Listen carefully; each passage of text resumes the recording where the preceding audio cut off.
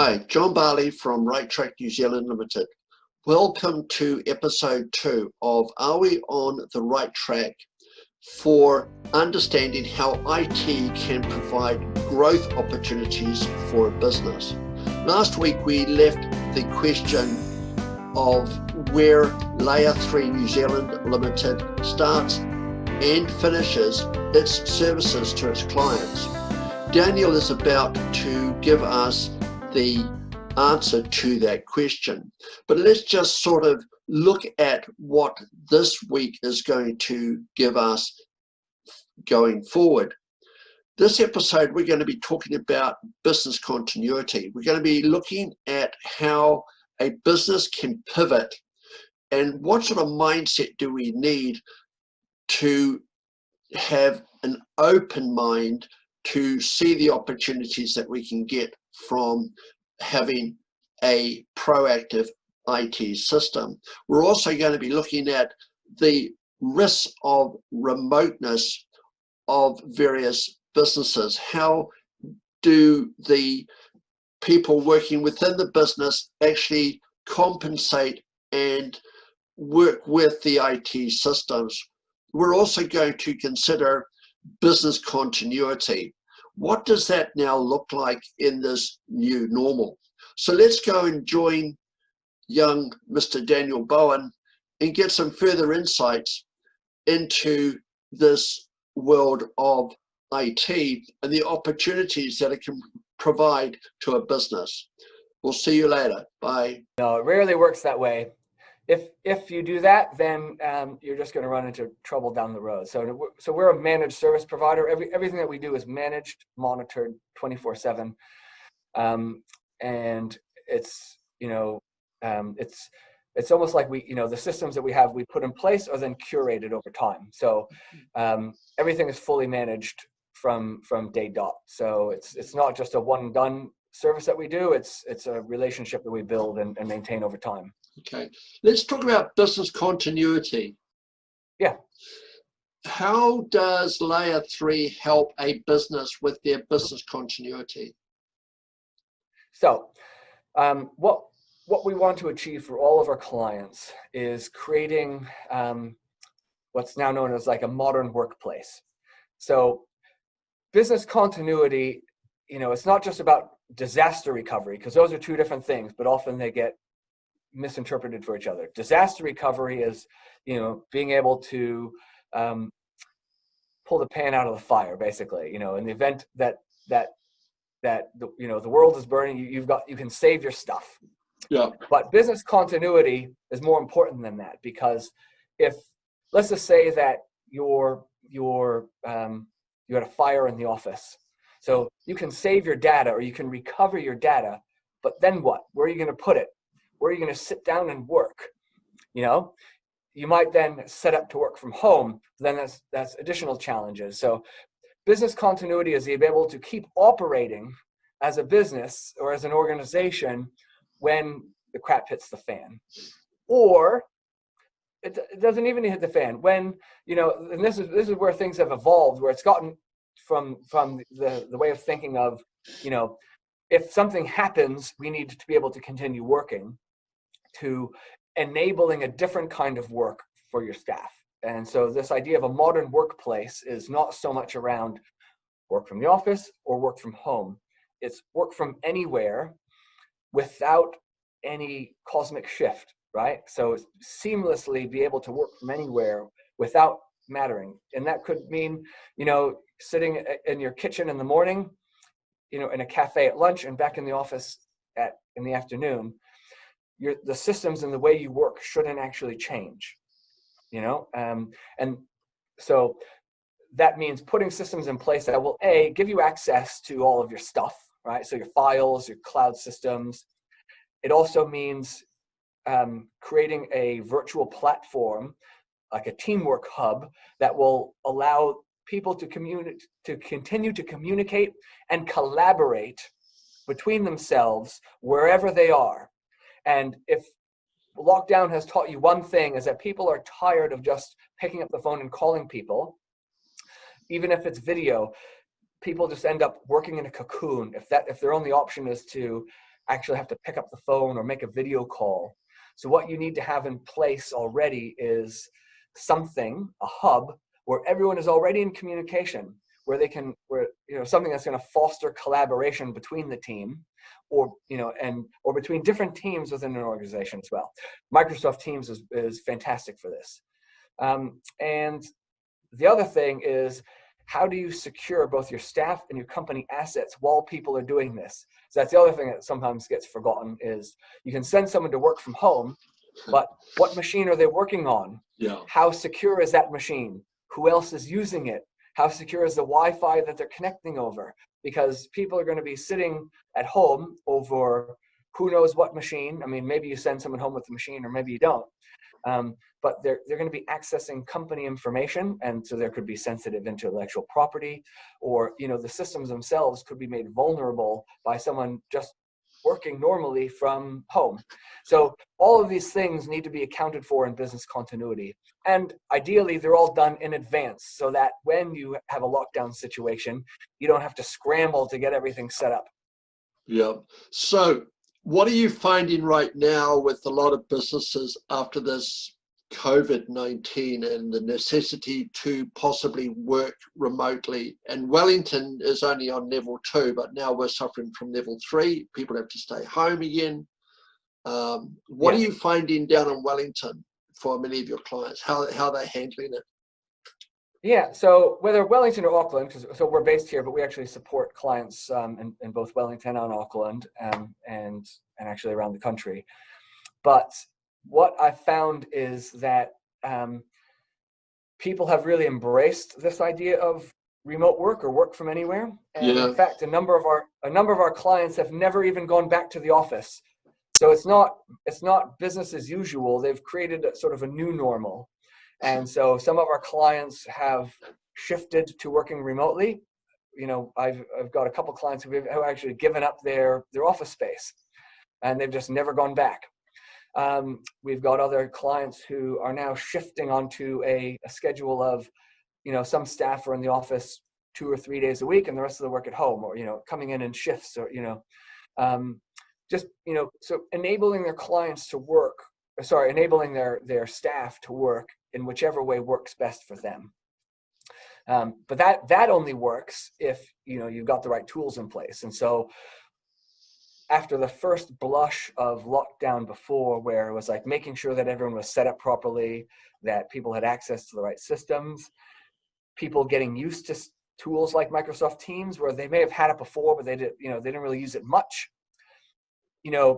Helping them get beyond just video calls and to learn about all of the other things that they can do to create that virtual modern workplace.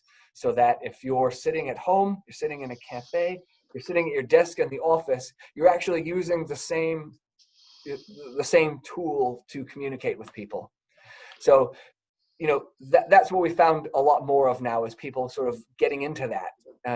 We can, like during the actual, the level 4 nationwide lockdown, we conducted a couple Microsoft Teams webinars, sort of like a Teams 101, and then a more of an intermediate session to show people, okay, here's things that you can do to actually plan your work, to collaborate with each other, to do a whole lot more than just have a conversation, a video call.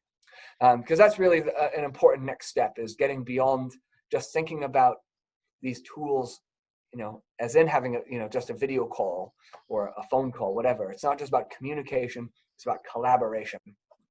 That means sharing files, co-authoring things together, sharing planners, and having those planners then integrate with your files and your email and all of those things.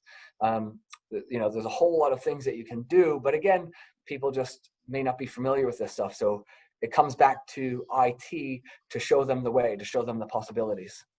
Do you think, I've got 2 questions, but the one that pops up into my mind right now is, this is all about the necessity to adapt, right? And to be able to pivot our mindset.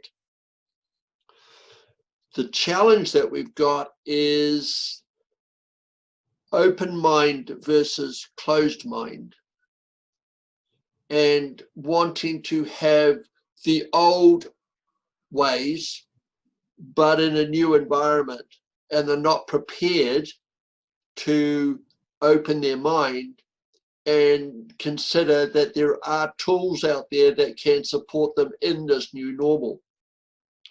So what are you finding out there in the market right now in regards to businesses being open-minded enough to make these transformational changes? I think that there's basically three camps. There's some places that just, they literally are just not interested in IT. They have what they have and they don't want to think about it anymore. And no matter what you say, they're just not going to be interested. And at some point that may change, but for today they're not. And what it's going to take is for that 7-year-old server that they've been, they haven't wanted to invest in to go down, or something that's going to happen that's going to jar the system and shake a change. Then you've got other people who are gung-ho about it, like they're drinking the Kool-Aid, so I'm telling them the story, they're really interested and they're ready to go. And so they're pushing us to like feed them more ideas all the time, and we've got those clients and they're amazing. But the standard client these are people who, yes, they're open to ideas, they just have so much on their plate and it's hard for them to think about it. And the reality is that they just don't have the leeway, the time, or the capacity to really do a wholesale change. And that is totally fine. And so with these clients, what we usually would do is, look, let's step in. We're going to get everything nice and consistent, get everything on a nice even keel. And then we can start looking at some individual wins that you can put to use instead of just dumping a whole bunch of ideas on your head. Let's take a staged approach to this. And the first step is just going to be getting everything nice and consistent so that you never have to have a second thought. You don't have to bother looking in the rear view anymore. Then we can take some of these challenges as they come. Usually a challenge presents an opportunity, because you can either, if you've got a problem that needs to be solved, you can either just fix the problem, or you can fix the problem in a way that creates, a new opportunity as well. And, so sometimes that sort of problem culture is a way to pivot these people one outcome at a time. But really what it comes down to is, people don't have a lot of time. So they don't want to hear me coming in talking about, here's some software that you can put to use.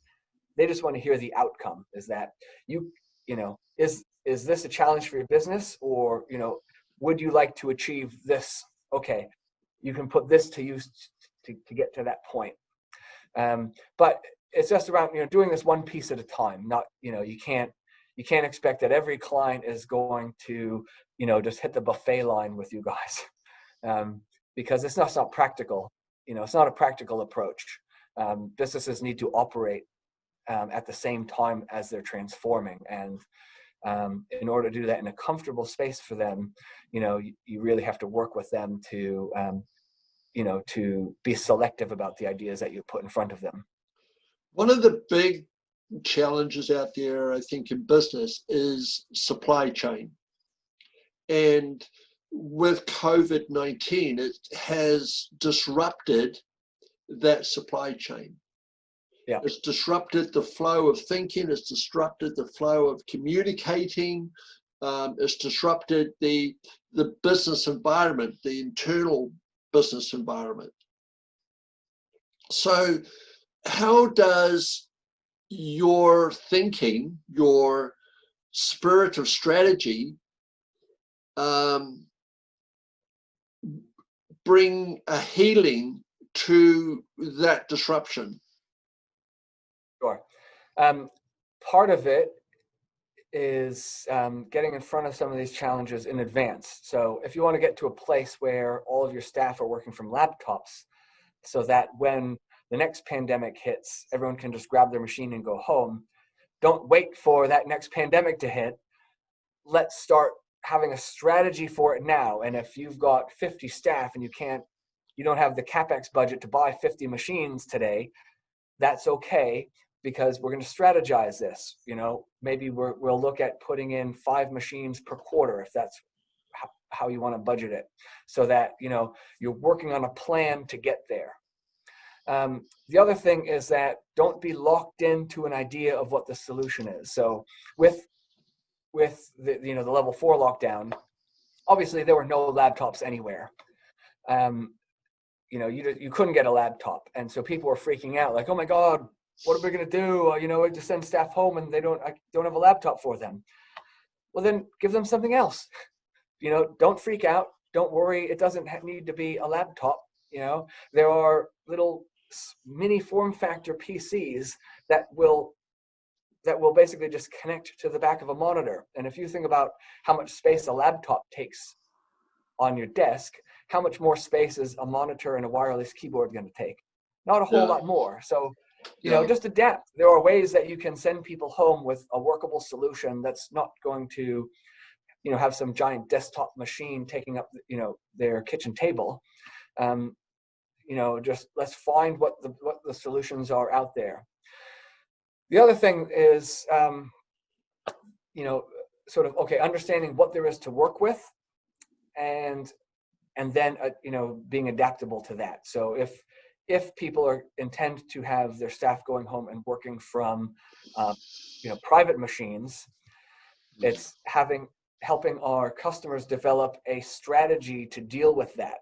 All right. So sometimes a strategy has to, sometimes a strategy isn't always just about dreaming big ideas. It's around having a practical strategy for the pieces that you're dealt, the cards that you're dealt. So if you've got a workforce which is either by choice or by necessity working from personal machines, then you need to have a strategy and a policy that's going to account for that. So saying, okay, you can go home and work from that personal machine, but you need to run these security or monitoring tools on that machine, or you need to do this or that in order to protect the company's assets. Yeah. All of these things sort of play a part. Yeah. I sent to you a video of an interview I did with Robert Elcombe from the data center 220 in Auckland. And we talked about the necessity of having commercial backup systems rather than retail backup systems, etc. Yeah. But the big challenge, I think, for business owners in this new environment is to help them understand, or help their people understand, what is actually required in regards to security. And it's no good anymore permitting your daughter to use your computer at home to do her arithmetic or her maths. It's business only. Get off. So what are your comments in regards to that level of security, and what suggestions could you make to businesses that are struggling with communicating this security philosophy to their people? Yeah, totally. We really believe in this idea. So there's an idea called zero trust security, and what that means is that not casting aspersions, not like distrusting your staff, but the idea is that you cannot trust that your staff have not been compromised at some point. So because the idea of how security used to be was very two-dimensional. You had a firewall and you had antivirus on the computer. Yeah. Right? Yeah. That doesn't work anymore, because for one, that's assuming that everything is going to be a frontal attack. And that just doesn't happen. These things come in sideways. They come in through back doors. They come in through cloud accounts that aren't on site at all. So, you've got a firewall and you think that's going to protect your whole business. But meanwhile, you're operating from Office 365 and your email is up in the cloud. So how does that firewall protecting this? So Zero trust security basically means that you can't trust anything behind the lines, right? Because there's always a chance of infiltration behind the front door. So in order to protect now, we need to think about security as more of a three-dimensional thing. And so we're protecting the network, we're protecting the users and the machines, and we're protecting the accounts or the environment as a whole. So what we do, for example, is, we'll put in a firewall, we run the antivirus, everything is monitored, but we operate on the assumption that that will not be good enough. Even if we use the best antivirus in the world, even if we use a top-rated security gateway, a next-gen appliance, it's still not going to be good enough. We have to assume that someone's going to get through. So we will run application and storage control on the machines, so that, working from the assumption that at some point a crypto virus will get through, we'll run tools then that will make it a barren ground for that virus. Right? The virus won't be able to do anything because we're running tools to make it an inhospitable environment for a virus. Yep. We'll also protect the accounts. Account security is a big thing. So two-factor authentication.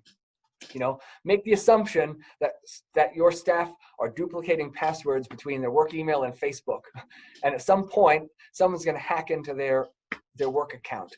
So run a two-factor authentication process that's going to protect account access, because account access is another layer of security.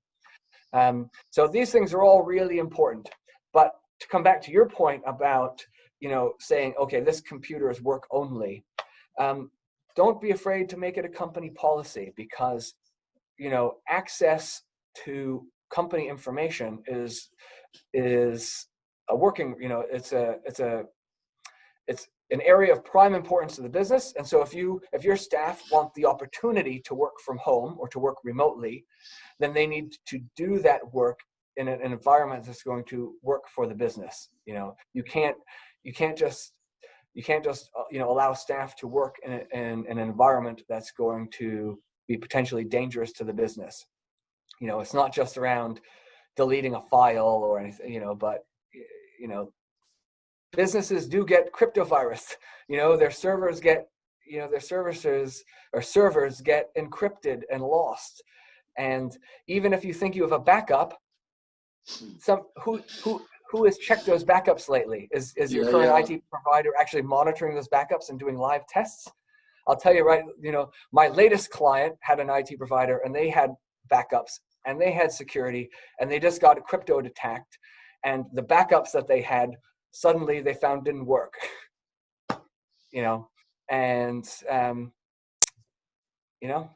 That's why they've just switched and signed up with us. You can't take for granted that just because you have a backup, it's just going to work.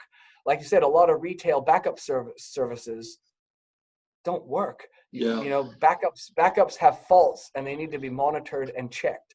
Yeah. And so you have to have a whole process in place that's going to anticipate that and deal with it. Yeah, because this, and that's a really important element, is regards to that security of the data. But also, how do you communicate that to your people so that their primary concern is the security to the business? Yeah, I think we need to show them where the risk areas are, and then gauge how comfortable they are with that risk area. I don't need to browbeat them or stand on a pedestal and preach to them.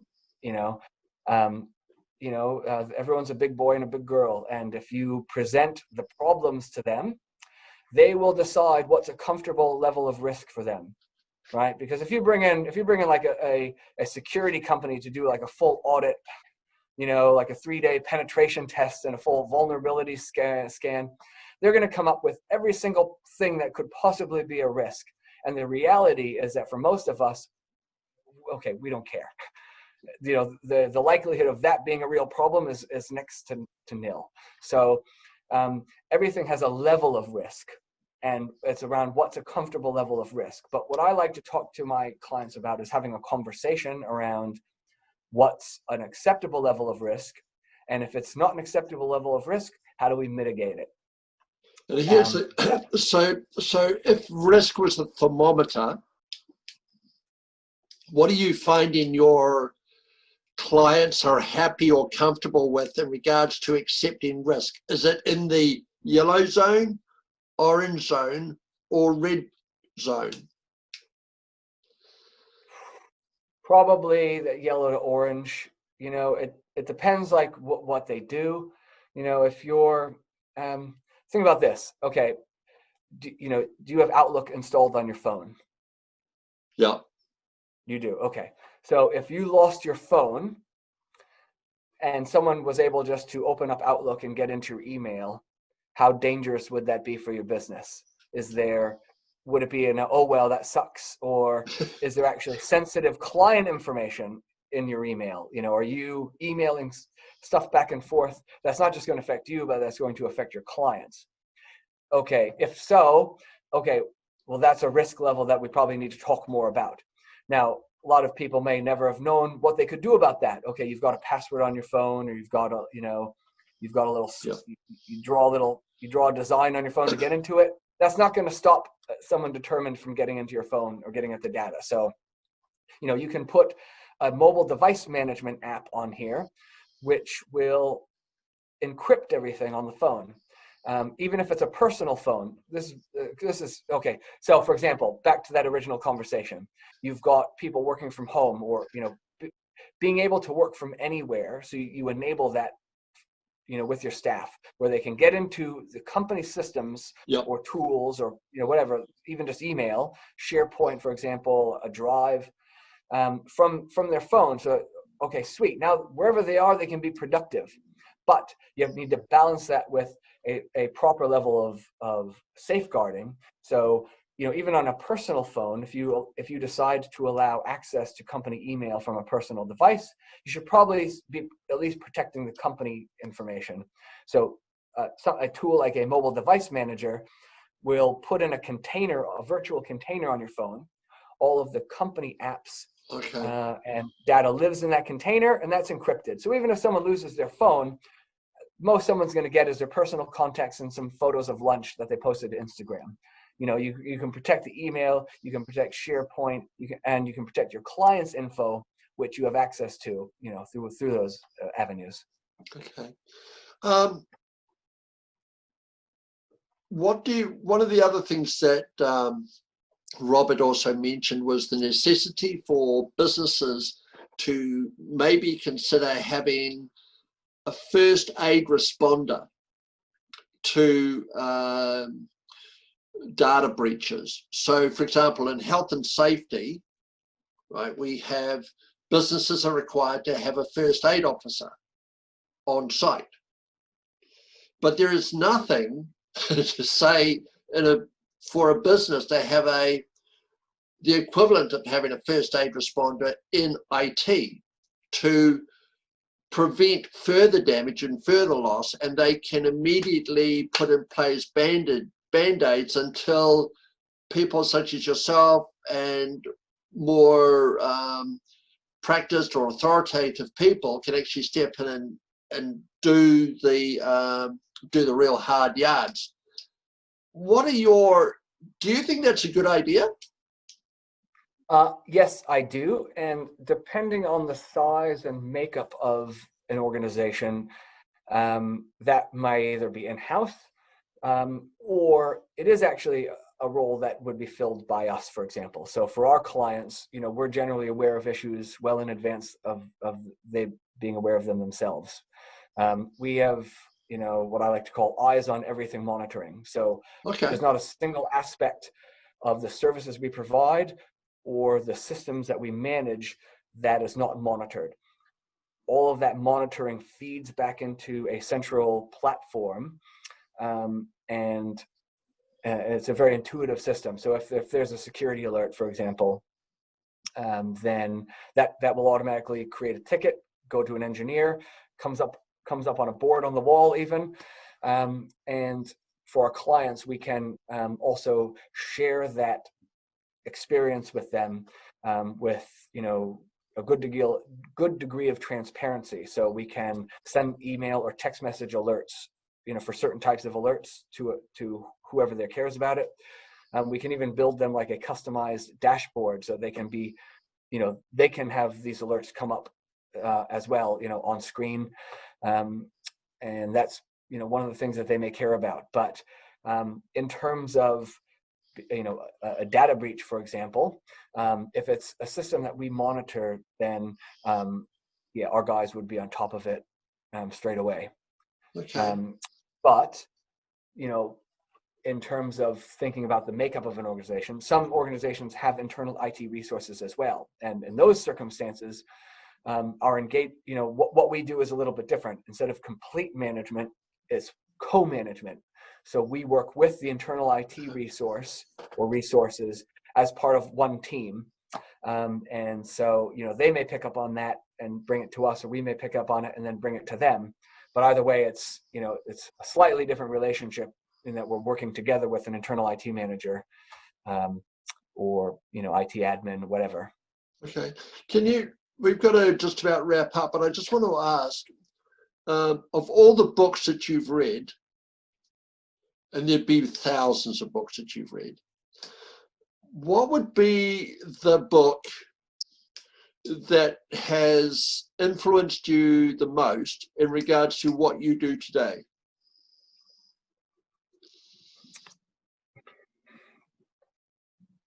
In terms of what I do today. So I'm probably not well placed to answer that, in that I am very much a fiction reader. Okay. So I'm very much a fiction reader. But I'll tell you what is that one book that kind of changed my life, and at least got me where I am today, was The Sun Also Rises by Ernest Hemingway, because it was a young American man who went overseas, found adventure, experienced new culture, learned about new things, and I kind of just did that with my life. I just decided to go. So I went overseas, and I just decided to find what I was going to find, and find my way. So I came to New Zealand without much of a plan, except my wife. So I'm married to a Kiwi, which is how I got here. But aside from knowing I was coming here for family, I didn't know what I was going to do. But I just decided to find a path, and I have, and I love it. Awesome. So what is your path? How would you define your path? For me, it's while I work in IT, it is the communications part of it that really excites me. So I think my path is just getting out there and engaging with businesses and helping them to grow the business, and actually find the possibilities for them in that great big world of technology. Cool. Daniel, it's been an absolute pleasure, and thank you ever so much for spending your time with me and to discuss what the business does, but also giving your insight into the world of communication and IT. I actually still think you're in the communication industry, not the IT industry. Well, let's just say I'm a communications specialist who works in the IT industry. Yeah, and I think because every business is all about communication, the supply chain, the sales team, the marketing team, and as soon as we break down and we create silos within businesses, that communication just goes out the door, and everything is in total disruption. I totally agree. Now, all of those different silos will have unique ideas to contribute towards the whole, and so having direct lines of communication with them is also an important part of what we do. But all of that insight then needs to come back into a central hub, and that hub is the essence of modern workplace. Yeah, and I love the spirit strategy. I think that's awesome. Thank you ever Well, so thank you very much. much. All right, Well, thank you for your time. Thanks for talking to me. I really enjoyed the conversation. pleasure. Thank you. Thanks, Hi. John. I trust you enjoyed the last episode of Are We on the Right Track for understanding how IT can provide business opportunities for growth. In this session, we actually uncovered an awful lot of challenges for business continuity and how to actually make certain that our data and backup systems are secure for people that are now working remotely from what used to be our main business centers. We also looked at the necessity to pivot the mindset to look at what opportunities were available to businesses by having a strategic vision for the business. I trust that you've enjoyed the way that this episode has actually uncovered a lot of challenges that may be occurring in your business. If you'd like to discover more about how we can actually help you, I would invite you to visit us at Rite Track New Zealand Limited. Phone John on 09 239 3830 or 027 289 3162. Also, you can visit us on our website